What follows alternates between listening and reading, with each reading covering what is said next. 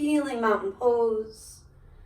Fidgets, adjustments to find it, also known as samastitihi, even standing posture. Connecting front to back throughout this sequence. It can be a doozy, especially if we're not breathing completely. Hands either at your heart or your hips. I'm going to start real easy. Warrior 3, rolling through the right heel. Take it to the baby toe side of the foot and the big toe side. Think of moving forward as opposed to down. Let your inner left thigh lift up. Leg comes toward hip height. Chest, when in doubt, is slightly higher than hip height. Maybe that same shoulder rolling action, bending and re-extending in the standing knee action. Changing up the arms by reaching back, side, or forward as an option, not a must. Another breath, 2 in that warrior 3. And we're going to tip it over standing split. Maybe it feels really good to roll the hip open and you just wanna for a breath or 2. Absolutely fine. Re-square it, however. Feel the core engaging, navel draws in and up.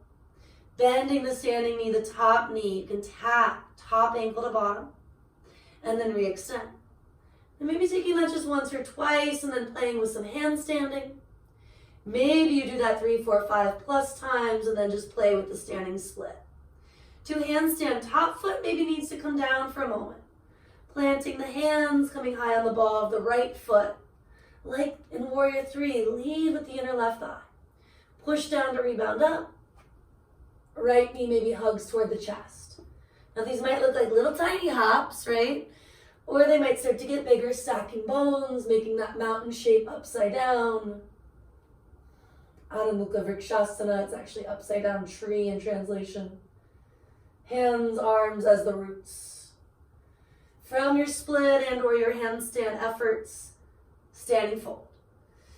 Maybe you want to play with lifting high on tippy toes, pedaling out the heels. Maybe you just need some small or big shakes, like you're saying yes and no. And then you can roll or lengthen. I'm going to lengthen between sides. I find it helps me create space. Breathing in, breathing out, rebuilding samastitihi for a moment, standing tall. Maybe deepening the inhale if you got even a little dizzy, especially my handstanders, handstand attempters. Again, you can add hands at the heart, the hips, maybe airplane style. And you start to move towards side 2. Rolling through the heel, take it to the baby toe side. Inner right thigh lifting, glute leading, or whichever one you didn't do. Lengthening the heart, the crown forward, the tailbone, the lifted leg, reach back.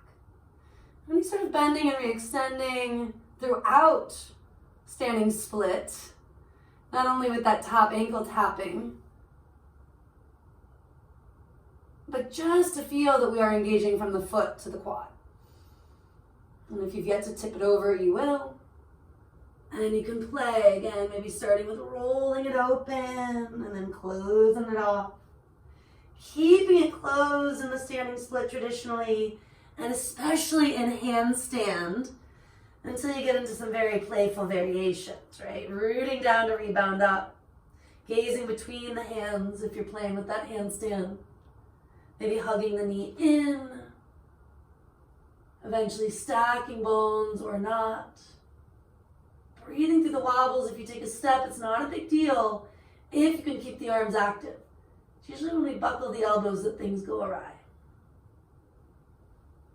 Now, is it tricky? Yes. Is it fun? Also yes. Coming to a standing fold eventually. Finding a little playfulness in the movement, whether that's the splits, the handstands, all of the above. While you're in that fold, maybe circle the wrist one way, then the other. Or go as far as sliding hands under your feet. Now this is the actual handstand. Taking Pada Hastasana. A little shake yes, a little shake no.